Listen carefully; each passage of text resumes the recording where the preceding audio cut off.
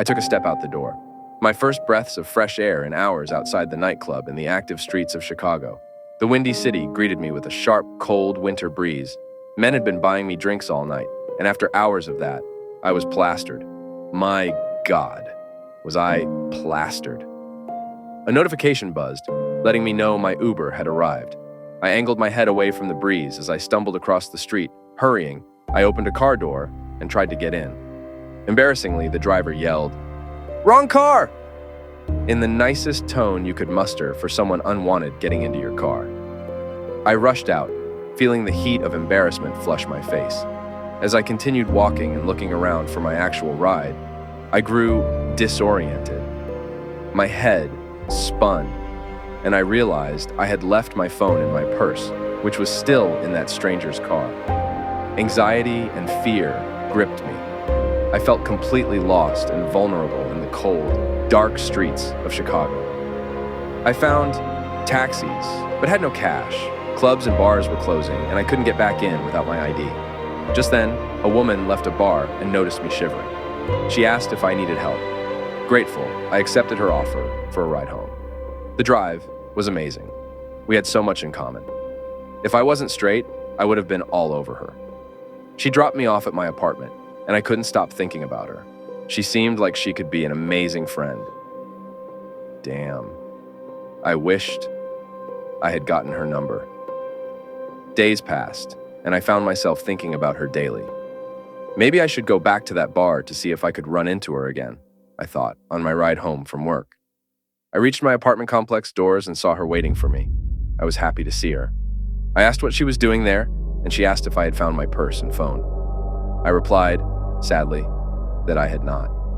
She said that was too bad. We continued to talk and eventually became good friends.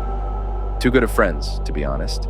I began to date, and over time, she changed. Or rather, I began to see who she really was. She became controlling and was clearly attracted to me. She started stalking me, online, at my house, on my way to work, everywhere. I grew scared. I couldn't get away from her. Everywhere I went, there she was. One night, as I was heading home, I felt a chilling presence. I turned around, and there she was, standing on my apartment street, her eyes cold and unblinking. She approached me slowly, and I could see something metallic glinting in her hand. "I told you, didn't I? That I'd never let you go," she whispered, a twisted smile spreading across her face. I turned to run, but she was faster.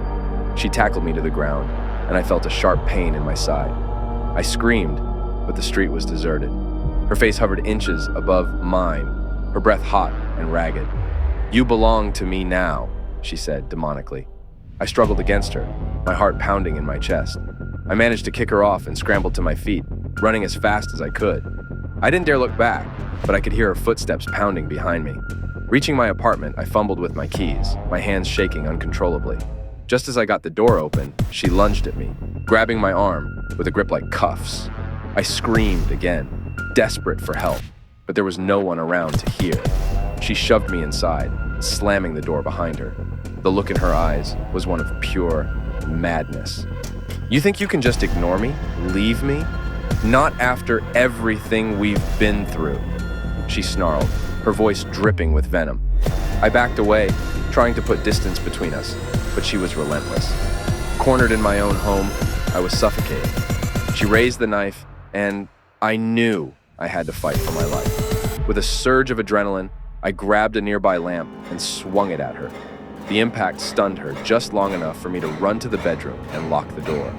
I frantically dialed 911, my hands still trembling. "Help, she's trying to kill me," I whispered urgently into the phone. The dispatcher assured me that police were on their way. She began pounding on the door, screaming my name. The door began to splinter under her relentless assault.